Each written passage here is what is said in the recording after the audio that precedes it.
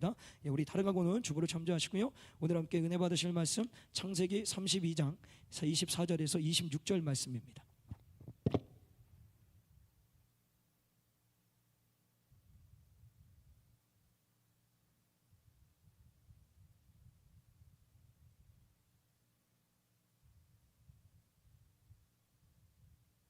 창세기 32장 24절에서 26절 말씀 우리 같이 한번 한 목소리로 합독하도록 하겠습니다. 시작. 야곱은 홀로 야곱과 씨름하다가 그 사람이 자기가 야곱을 이기지 못함을 보고 야곱이 한도 뼈를 치매 야곱의 한도 뼈가 그 사람과 씨름할 때에 비골되었더라. 그 사람이 가로되 날이 세려하니 나로 가게 하라. 야곱이 가로되 당신이 내게 축복하지 아니하면 가게 하지 아니하겠나이다. 아멘. 자, 말씀을 조금만 앞서서 있었던 얘기를 하고 그리고 나서 좀 본론을 들어갈 텐데요. 이제 야곱이 20년 동안 살았던 삼촌이죠. 하란 땅에서 삼촌 집 라반에서 살다가 그 모든 삶을 청산하고 이제 돌아오게 됩니다. 돌아올 때 사실 우여곡절이 있었습니다. 삼촌이 야곱을 쫓아와서 죽이려고 했었단 말이죠. 근데 하나님께서 간밤에 나타나셔서 야곱에게 선악에 대해서 얘기하지 말아라. 그 사람이 지켜주셔서 결국에는 평화적인 관계를 마지막에 마무리를 합니다. 서로 입맞춤을 하고 헤어져서 모든 관계가 회복돼서 이제 가나안 땅 자신의 고향으로 들어오게 됩니다. 자, 근데 문제가 하나 더 있습니다. 이제 삼촌과의 관계를 정리했지만 남아있는 한 가지의 또 관계를 회복해야 될 게 있어요. 그게 누구죠? 형입니다. 20년 전에 형을 속여서 장자권을 빼앗았던 그 야곱입니다. 그래서 그 형과의 관계를 회복하지 않는 이상은 가나안 땅에 고향에서 온전하게 들어갈 수도 없고 살 수도 없습니다. 그래서 이 야곱이 가나안 땅에 들어오자마자 이제 이미 청산한 관계는 내려놓고 이제 앞으로 일어날 에서형의 관계를 회복하고자 가장 먼저 뭘 하냐면 우리 6절 말씀을 좀 같이 보겠습니다. 32장 6절 시작. 사자들이 야곱에게 돌아와 가로되 우리가 주인의 형 에서에게 이른즉 그가 400인을 거느리고 주인을 만나려고 오더이다. 자, 이게 무슨 얘기냐면 앞서서 에서의 상태를 확인하기 위해서 종을 보내버립니다. 그래서 에서가 지금 어떤 상태에 놓여 있는지를 보고 내가 왔다라고 얘기를 좀 하라고 전합니다. 그랬더니 그 얘기를 듣고 에서가 지금 어떻게 한다고요? 400명을 거느리고 야곱에게 오고 있습니다. 자, 한번 생각해 보세요. 이게 두 가지 의미가 있어요. 400명을 데리고 온다라는 것은 사실은 에서가 데리고 있는 종들은 무장입니다. 무장은 군인들이나 마찬가지예요. 사냥에 능한 사람이기 때문에 끊임없이 들판에서 사냥을 하면서 살았던 인생이기 때문에 훈련받은 군대란 말이죠. 근데 이들이 400명을 끌고 온다라는 것은 가장 먼저 야곱을 복수하기 위해서, 야곱의 복수를 하기 위해서 온다라고 볼 수 있고, 또 하나는 그 많은 400명의 사절단을 데리고 와서 잃어버렸던 동생을 찾은 거예요. 얼마나 기쁘겠습니까? 그래서 그것을 맞이하기 위해서 자신의 모든 종을 이끌어 나와서 환대하기 위해서 가는 거예요. 근데 야곱의 입장에서는 과연 이 두 가지 중에 어떤 마음이 들었을까요? 바로 7절에 나옵니다. 7절 읽겠습니다. 시작. 야곱이 심히 두렵고 답답하여 자기와 함께한 종자와 양과 소와 약대의 두 떼를 나누고. 자, 에서가 400명을 이끌고 온다라고 하니까 딱 찾아온 게 뭐예요? 극심한 두려움입니다. 그럼 무슨 얘기예요? 저 형이 400명을 끌고 온다라는 것은 나를 환대한다라기보다는 뭐예요? 죽이려고 온다라고 생각을 해버린 거예요. 그래서 이가 그 얘기를 듣고 너무 심히 두려워 떨면서, 그럼에도 불구하고 두려워 떠든데도 꾀를 냅니다. 이건 지혜가 아닙니다. 꾀를 내서 어떻게 하면 그것을 내가 극복해 나갈 수 있을까 딱 생각한 게 이겁니다. 자신이 가지고 있는 소유가 진짜 어마어마합니다. 이게 상상할 수 없을 정도의 많은 가축들과 물질, 하여튼 어마어마해요. 그것을 이제 두 떼로 딱 나누는 겁니다. 그러니까 하나, 두 개로 나눠서 먼저 한 떼를 앞으로 보내가지고 에서 형이 오면은 그것을 공격하면 뒤에 있던 두 떼는 어떻게 해요? 두 번째 떼는 도망가야 되겠다라고 머리에 꾀를 쓰는 겁니다. 자, 그러면 야곱은 과연 먼저 앞장설까요? 뒤에 있을까요? 예, 뒤에 있습니다. 아주 비겁한 놈입니다. 그래서 먼저 죽는지 안 죽는지 확인하고 죽으면 도망가고자 이 준비를 하는 겁니다. 그러면서 그것도 또 여의치가 않아서, 그것도 더 두려워서 다른 한 방법에 또 꾀를 냅니다. 그게 뭐냐면 13절 말씀을 좀 볼까요? 13절 말씀 시작. 야곱이 거기서 경야하고 그 소유 중에서 형 에서를 위하여 예물을 택하니. 자, 무슨 얘기냐면 이제 형 에서에게 한 떼 두 떼를 나눠놓고 먼저 예물을 보내야 되겠다라는, 선물을 줘야 되겠다라는 마음을 먹고 그 일을 진행을 합니다. 그러면서 그 선물의 내용을 한번 볼까요? 14절 15절 말씀 읽겠습니다. 시작. 암염소가 200이요 순염소가 20이요 암양이 200이요 순양이 20이요 전나는 약대 30과 그 새끼요 암소가 40이요 황소가 10이요 암나귀가 20이요 그 새끼 나귀가 10이라. 잘 한번 생각해요. 그냥 우린 읽으니까 모르지만요, 요 정도의 수준은 그 당시에 한 나라가 다른 나라한테 조공을 바치는 것보다 더 많은 양입니다. 그 어마어마한 부자였던 거예요. 이 사람이 가지고 있는 게 엄청 많은 거니까 그렇게 줘도 남은 게 또 있어요. 그러니까 그거를 밀어주는데, 자 여기서 꾀를 내는 게 뭐냐면, 선물을 주려면 그냥 한 번에 가져와서 쭉 주면 되잖아요. 근데 그렇게 주지 않습니다. 어떻게 주냐면 1차, 2차, 3차, 4차로 나눠가지고 한 무대기 보내고 두 무대기 보내고 세 무대기 보내고 네 무대기 보냅니다. 그러면서 보내면서 가장 먼저, 그러니까 모든 종에게 똑같이 하는 얘기가 뭐냐면, 너희들이 에서를 한테 만나게 되면 그가 묻을 거다. 네가 누구냐, 어디서 왔느냐, 무엇 때문에 냐, 하여튼 사연을 일일이 구절에 다 얘기하라고 해요. 그러니까 먼저 1차로 가서 그렇게 해서 얘기를 하고 또 2차 가서 얘기해요. 그러면 뭐가 돼요? 시간을 버는 거예요. 지연을 시키는 거예요. 이게 야곱이 진짜 이게 꾀가 센 게 뭐냐면, 자신이 살기 위해서 어떻게 해서든지 에서 형이 나랑 만나는 시간을 벌어버리는 거예요. 이걸 좀 쉽게도 얘기해 볼까요? 축구하면서 가장 짜증나게 하는 게 뭔지 아십니까? 침대 축구입니다. 시간을 지연하게 그냥 누워버려요. 자기들이 1대0으로 앞서고 있으면 실력이 안 되면, 중동 축구가 그렇잖아요. 그냥 자빠져 누워버려요. 그걸 뭐라고 합니까? 진상이라고 합니다. 그러니까 오늘 지금 야곱이 뭐 하는 거예요? 진상 부리고 있는 거예요. 어떻게 해서든지 에서 형이 오는 시간을 좀 딜레이 시키려고 그냥 한 번에 보내면 되는데, 한 번 보냈다가 두 번 보냈다가 세 번 보냈다가 네 번 보냈다가 그 짓을 지금 하고 있다라는 거예요. 그리고 최종적으로 이제 어떻게 되냐면 22절 23절 말씀을 같이 한번 읽겠습니다. 22, 23 시작.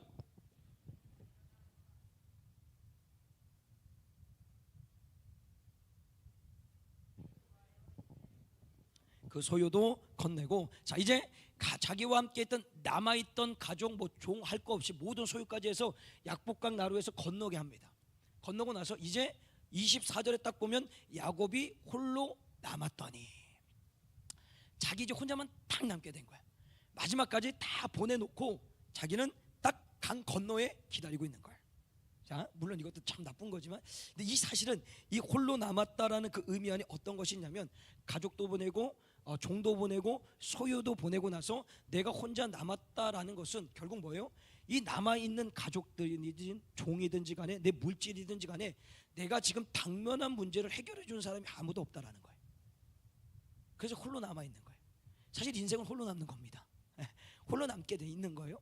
그래서 그 문제를 해결해 줄 수 없는 모든, 그러니까 해결해 줄 수, 이제 주변에 있는 사람들이 해결이 못하니까 어떻게 해요? 다 보내버렸던 거예요. 자, 다시 한번 이 말씀 속에 우리가 깨달아야 할 게 뭐냐면, 우리가 인생의 문제를 만날 때 크든 작든지 간에 그 문제를 우리가 해결하는 건 한계에 부딪히게 돼 있습니다.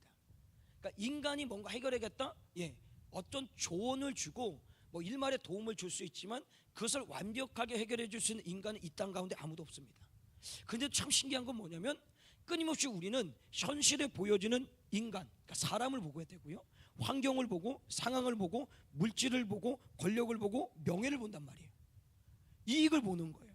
거기에 내가 오늘도 좌지우지 되면서 뭔가 문제만 생기면 여기로 쑥 들어가고 내가 무엇인가를 해결하고 밤새도록 고민하고 골몰 썩어요. 근데 해결됩니까? 해결 안 돼요. 해결되는 것 같은데도 또 똑같은 일이 생기는 거예요. 그래서 그 문제를 해결하실 분이 누구다? 여호와 하나님밖에 없다라는 거예요. 그것을 오늘 주님께서 말씀하고 싶으신 거예요. 그래서 여러분 오늘 이 밤 이런 분들이 되시길 바랍니다. 내가 문제를 해결하는 자로 서려고 하지 마시고 문제를 해결받는 자로 살아가는 거예요. 그렇게 잘 사는 사람들이 누군지 아십니까? 어린아이들입니다. 3살, 4살, 5살 이제 막 갓 태어난 아이들은 자신의 문제를 절대 자기들 해결하지 않습니다. 부모를 통해서 모든 것들을 해결해 갑니다. 맞지 않습니까? 근데 우리가 사실 하나님 앞에서 그래야 돼요. 나는 아무것도 아닙니다. 주님이 아니면 안 된다라는 것이 우리 가운데 있어서 그 주님이 우리의 삶을 이끌어갈 수 있도록 인도해 간다. 또 하나, 그 홀로 남았다라는 것은 무엇이냐면, 어떤 의미를 갖고 있냐면, 이제 내가 할 수 있는 것이 아무것도 없다라는 거예요. 이렇게도 해보고 한 때도 보내보고 두 때도 보내보고 그 다음에 1차, 2차, 3차, 4차로 보내봐도 결국 뭐예요? 에서형은 내일 동이 트면 만나게 돼 있다니까요. 내가 할 수 있는 모든 잔깨, 하여튼 뭐 지혜, 뭐 할 수 있는 능력을 다 발휘해봤지만 결국 내일 동이 트면 에서를 만난다니까요. 해결되지가 않는 거예요. 나는 할 수가 없는 거예요. 그럼 이것이 끝나느냐? 사실 이제부터 시작이라는 거예요. 내가 홀로 남았을 때, 내가 아무것도 할 수 없을 때, 내가 완전히 무가 되었을 때, 그때부터 주님이 일하시기 시작한다는 거예요.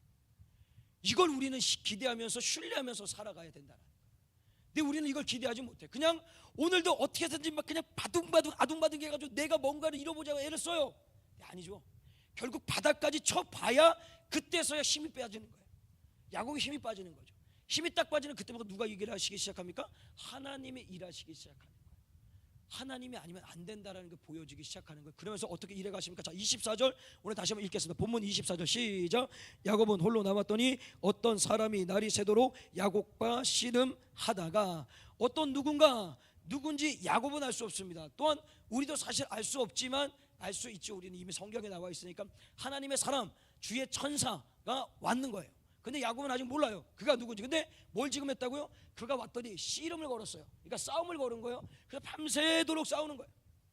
우리가 생각해 그런 씨름이 아닙니다. 어쨌든 막 싸우는 거예요. 싸우는데 여기서 자꾸 이런 얘기를 하죠. 야곱이 씨름했다라는 것을 약복강의 기도라고 자꾸 얘기를 합니다. 여러분, 기도가 주님이 찾아와서 기도를 합니까? 아니잖아요. 내가 찾아가서 주님 앞에 엎드리는 게 기도입니다. 그러니까 사실 약복강의 기도라는 것은 이게 사실 맞지 않는 겁니다. 그냥 찾아온 거예요. 야곱이 지금 모든 자신의 수단과 방법을 사용했는데 아무것도 할 수 없어서 이제 홀로 남아서 홀로 외로이 아무것도 할 수 없을 때 주님이 그냥 친히 찾아오신 거예요. 오셔서 그하고 씨름을 하시는 거예요. 왜 씨름을 할까요? 계속 볼까요? 그 씨름을 하면서 결국 25절을 같이 한번 보겠습니다. 25절 시작. 그 사람이 자기가 야곱을 이기지 못함을 보고 야곱의 한도뼈를 치매 야곱의 한도뼈가 그 사람과 씨름할 때에 위골되었더라. 자, 하나님의 사람, 주의 천사가 와서 야곱과 씨름을 하는데 야곱을 이기지 못해요. 얼마나 힘이 센지. 그래서 이렇게 얘기를 하죠. 약복강의 기도로 승리한 야곱입니다. 이렇게 얘기를 합니다. 전혀 다른 말입니다. 잘 한번 생각해 보세요. 주의 천사입니다. 천사가 와서 여러분하고 씨름을 한다고 칠게요. 그냥 진짜 우리나라의 민속 씨름을 한다고 할게요. 여러분 이길 수 있겠습니까? 못 이깁니다. 이길 수가 없는 거예요. 그러니까 이 씨름이라는 것은 지금 승패를 얘기하는 씨름이 아니라는 거예요. 아니라는 거예요. 잘 들어보세요. 왜 그러냐면 지금 이건 어떤 얘기냐면 이 주의 천사가 와서 계속해서 야곱하고 씨름을 하는 거예요. 뭔 씨름을 하냐면 지금 야곱이 가지고 있는 고집이 있어요. 내가 경험하고 체험한 것이 있어요. 내가 가지고 있는 지식과 지혜가 있어요. 그래서 그것으로 에서 형 앞에서 살려고 했고 하란 땅에서는 삼촌 앞에서 살려고 했단 말이에요. 근데 하나님이 끊임없이 그에게 가나안 땅을 떠날 때 베델, 루스드라, 베델이라는 그 곳에서 하나님이 만나주셔서 너와 함께하겠다 했었고, 더 나가서 오늘 새벽에 가나안 땅에 들어왔을 때 만하나인 군대를 보내주셔가지고 내가 너와 함께 있으니 두려워하지 말고 떨지 마라 계속해서 주님이 말씀해 주셨어요. 그리고 오늘도 주의 천사가 와서 씨름을 하면서 걸어주면서 그를 붙들어 주겠다고 약속하는 거예요. 그런데 그 주님을 신뢰하지 않는 거예요. 보지 않는 거예요. 끝까지 내 고집과 아집으로 살아가는 거예요. 하나님은 오늘도 오른쪽으로 가라 라고 얘기하는데 에이 왼쪽이야 가고 있는 거예요. 내가 가지고 있는 그 신앙의 어떤 경험과 체험으로서 그것이 나한테 도움이 되는 게 아니라 내 신앙과 믿음이 성장되는데 발목을 잡고 있는 거예요. 안 돼요. 그런 얘기는 좀 이렇게 거룩한 장로교회 가면 절대로 주여 이렇게 기도 못합니다. 아버지 주여, 이걸 못 들어요. 이걸 못 들어낸다니까요. 그게 평생의 그 내 삶 가운데 나를 잡아와서 그것이 발목을 붙들어 놓은 거예요. 그러니까 부르짖어 터지는 기도가 안 되는 거예요. 반면에 이건 좀 이럴 수 있지만 부르짖어 기도하는 사람은 또 조용하게 하면 잠이 와요. 그럴 수 있어요. 그럴 수 있어요. 근데 일단 있지만 어쨌든 중요한 것은 그게 맞다 틀리다라고 얘기하고 싶은 게 아니에요. 잘 들어보세요. 내가 가지고 있는 그 신앙의 경험, 체험, 그리고 고집이 나를 꽉 붙들고 있으니까 하나님께서 지금 막 역사하고 싶은데 역사하려고 하는데 그게 안 되는 거예요. 그래서 그냥 씨름했는데 이겼다라고 얘기해요. 야, 이거 안 되겠다. 근데 그 다음에 하는 게 뭐예요? 그 환도뼈를 쳐서 부러뜨립니다. 골절이 되게 만들어요. 그래서 야곱이 이때부터 절름발이 생활을 합니다. 이게 왜 그럴까요? 왜 하는 갑자기 져서 기분 나빠서 확 그냥 다리 부러뜨린 걸까요? 아니에요. 이게 심판의 의미가 담겨져 있는 거예요. 야곱의 내면 속에 아직도 붙들려 있는 그 고집, 아집, 체험, 경험이 내려지지 않으니까 하나님께서 한도표를 치심을 통해서 뭐예요? 그것을 심판해 버리신 거예요. 그것을 깨부셔 버리신 거예요. 왜? 그냥 그렇게 놔도 평생 그렇게 사는 거예요. 어떻게 해요? 속이고 빼앗고 채우고 꾀를 부리고 그렇게 살아갈 수밖에 없는 인생이에요. 그런데 이 인생을 통해서 뭐가 돼야 돼요? 12명의 아들을 통하여서 한 민족을 이루어야 되는데 이것이 이룰 만한 자격이 없어요. 그러니까 주님이 만드셔야 되는 거예요. 그래서 그 씨름터 한도표를 딱 부러뜨려서 어떻게 합니까? 이제 쫄름바리가 되는 거예요. 그럼 어떻게 돼요? 인생이? 이 다리를 절 때마다 이 하나님이 나를 절게 하셨네, 이게 아니라 그 약복강에서 주님이 찾아오셔서 나에게 말씀하시고 나를 깨우치시고 깨닫게 하신 그 주님을 기억하게 나는 거예요. 내 고집으로 살려고 하다가 한번 쩔으면 어떻게, 아니다, 주님 가는 거예요. 또 내 고집으로 가려다가 다리, 주님 이렇게 가는 거예요. 베드로가 일평생 주 예수 그리스도를 만나서 주님을 부인했을 때 뭐가 울었어요? 닭 꺾여. 하여튼 닭만 울면 이제 골치가 아픈 거예요. 이거 닭만 울면 이게 너무 괴로워요. 막 뭐만 하려고 하면 닭이 울어요. 그냥 꺾여. 주님 잘못했습니다. 또 갑니다. 요런 어떤 은혜의 가시를 그에게 준 거예요. 그래서 이제는 너의 인생이 너가 주관하고 너가 너 인생의 주인이 되는 것이 아니라 하나님의 주인이 되실 수 있도록 그렇게 삶을 살아가라고 환도뼈를 부러뜨려 보시고, 그래서 절름발이로 살아가는 그런 일이 생기면 안 되지만, 여러분 오늘 이 밤에 여러분들의 내면의 환도뼈가 다 부러지시기 바랍니다.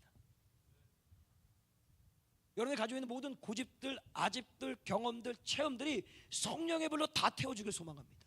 더 나아가서는 여러분의 내면 속에 있는 모든 죄악들, 그것들이 다 성령의 불로 태워져서 오늘 주님이 이 밤에 마음껏 일하실 수 있도록 여러분들이 그 손에 붙들리시길 주님을 간절히 축복합니다. 자, 그러면서 우리 26절을 같이 한번 볼까요? 26절 말씀 시작.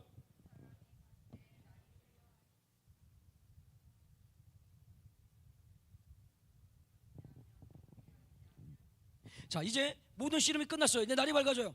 주의 사자가 나 가야 되니까 좀 놔라, 나 가야 되겠다 하는데 야곱이 못 가게 탁 붙들어요. 하여튼 물고 늘어지는 선수입니다. 일단 태어날 때부터 그래요. 계속 물고 늘어지는데 하여튼 그 스타일이 어디 가지 않아요. 하여튼 주의 사자를 붙드는 거예요. 자, 근데 지금 상황이 달라요. 뭐가 상황이 다르냐면, 자, 이제 야곱이 촉이 온 거예요. 깨달은 거예요. 이 사람이 그냥 사람이 아니구나, 하나님의 사람이구나. 내가 베델에서 만났던 하나님의 천사, 내가 가나안 땅에 들어와서 만났던 여호와의 군대 마하나임, 그분이구나. 그럼 이분을 그냥 보낼 수 없다. 나를 축복해달라는 거예요. 그게 어떤 의미겠습니까? 맞죠? 지금까지 내가 에서형 문제를 놓고 골머리 썩으면서 어떻게 해결할까, 1차, 2차, 3차, 한때, 두때 가족도 보내고 종도 보내고 모든 것들을 보내는데 결국 문제는 해결되지 않고 이제 동이 트면 에서를 만나야 되는 거예요. 내가 해결할 수가 없던 거예요. 그러니까 뭐가 되는 거예요? 이게 신앙의 고백이에요. 붙들었다는 게 신앙의 고백인 거예요. 주님, 이제 주님이 아니면 안 됩니다. 에서형의 손에서 나를 구원해 주실 분은 오직 여호와 하나님밖에 없습니다. 그러니 가지 마시고 제발 나에게 구원의 은혜를 주시옵소서 라고 매달리는 거예요. 완전히 바뀌어버린 거예요. 여러분, 오늘 이 밤에 우리 가운데 그 매달림이 있어야 되는 거예요. 근데 그 매달릴 때 잘 한번 생각해 보세요. 지금 막 물에 빠졌어요. 저수지에 허우적대요. 살려달라고 합니다. 근데 살려달라고 할 때 살려주세요, 살려주실 수 있을까요? 이렇게 얘기해요? 아니면 살려주세요 라고 얘기합니까? 후자잖아요. 아직 거기까지 가보지 않아서 그런가? 아니면 힘이 없어 그런가? 아니면 더 나아가서는 악한 것이 내 마음과 생각을 붙들어서 그것을 터뜨리지 못하게 하고 있는가? 이걸 좀 심각하게 고민해 볼 필요가 있다라는 거예요. 물론 무조건 소리 지르고 부르짖어 그것만이 기도라는 게 아니에요. 그러나 오늘 이 밤에 내 안에 뭔가 애절하게 해결할 것이 있는데도 불구하고 그래도 아버지 주여 숙면, 이거 아니라는 말이에요. 이거 아니란 말이에요. 그러니까 야곱이 붙드는 거예요. 나를 살려달라고.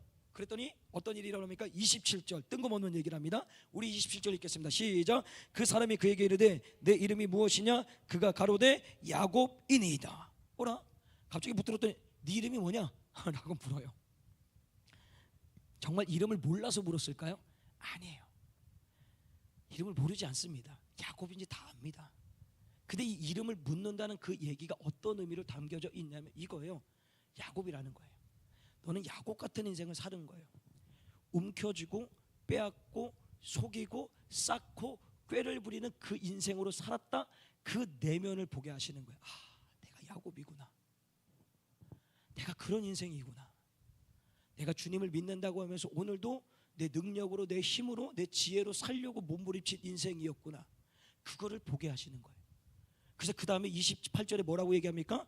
그 사람이 가로되 내 이름을 다시는 야곱이라 부를 것이 아니요 이스라엘이라 부를 것이니 이는 내가 하나님과 사람으로 더불어 겨루어 이기였음이니라. 이 겨루 이겼다 아까도 얘기했죠. 승패가 아닙니다. 이제 하나님께서 너를 통치하겠다라는 거예요. 이전에 모든 옛사람의 야곱의 인생 이제 그거 청산하고 정리하고 이제 새로운 이스라엘이 되어서 하나님이 통치하시고 하나님이 주인 되시는 인생으로 끌고 가시겠다라는 거예요. 오늘 이 말씀이 여러분의 말씀이 되시길 소망합니다. 오늘 다시 한번 이 밤에 한번 생각해 보시는 거예요. 오늘 주님이 내 이름이 무엇이냐라고 물을 거예요. 그리고 그 이름을 몰라서 묻는 게 아니라 네 상태가 지금 어떠냐라고 묻는 거예요. 영적으로 깨어 있느냐, 영적으로 죽어 있느냐, 오늘도 새 속에 갇혀 살고 있느냐, 하나님의 말씀대로 살고 있느냐, 오늘도 끊임없이 세상 속에 갇혀서 사람들이 얘기하는 대로 그 통계와 확률을 따라서 내가 살고 있느냐, 아니면 그럼에도 불구하고 내가 오늘도 진리의 말씀을 지키고 살고 있느냐. 믿음 좋은 척, 신앙 좋은 척, 내가 뭔가 열심히 하는 척, 내가 뭔가 다 알고 있는 척, 교회 안과 교회 밖의 삶이 다른 이중적인 모습, 그런 모습 좀 보라는 거예요. 내 이름이 무엇이냐? 오늘 기도할 때 주님 말씀하실 때 나를 보는 거예요. 저를 보고 여러분 스스로 여러분의 내면을 보시는 거예요. 그래서 볼 때 주님이 오늘께서 한 사람 한 사람 가운데 역사하셔서 그 내면을 볼 때 주의 성령이 함께 하셔서 너희를 이스라엘이라 말씀하신 것처럼 다시금 주님께서 우리의 삶을 고치시고 깎으셔서 빚으셔서 그 주님이 통치하시는 인생, 다시 말하면 주님이 아니면 안 되는 인생으로서 살도록 만들어 가시는 거예요. 그 믿음의 고백이 이루어질 때 여러분의 인생길 가운데 필요한 것들, 다시 말하면 회복이 필요하고 치유가 필요하고 응답이 필요하고 역사가 필요한 모든 것들 오늘 이 밤에 통치하시는 주님이 주시는 거예요. 그래서 다시 한번 오늘 이 말씀을 기억하셔서 오늘 기도 때 주님, 제가 누구입니까? 제가 지금 무엇으로 살고 있습니까? 나의 내면을 보시고 주님과 멀어져 있던 모든 삶들은 도전하는 거예요. 주님, 잘못했습니다. 죄송합니다. 정말 주님이 살아계신데도 불구하고 내가 오늘도 내 고집과 아집과 체험과 경험으로 그냥 세상에 끌려가는 대로 오늘도 삽니다. 내가 그냥 내 지혜로 능력을 아둥바둥 살려고 애를 써봤습니다. 근데 주님, 남는 건 결국 지치고 고나고 괴롭고 힘든 일밖에 없네요. 다시 한번 내가 주의 통치 안으로 들어가게 하여 주시옵소서. 성령의 불로 그 모든 것들을 꺾어주시고 부셔주셔서 내가 온전하게 주의 손에 붙들려서 주님이 통치하시는 인생, 그리하여서 내 삶을 지켜주시고 인도해 가시고 견인해 가시고 회복하시고 치유하시고 치료하시는 은혜를 내가 누릴 수 있게 해달라고 이 밤에 기도하시는 복된 시간 되시길 주님 간절히 축복합니다.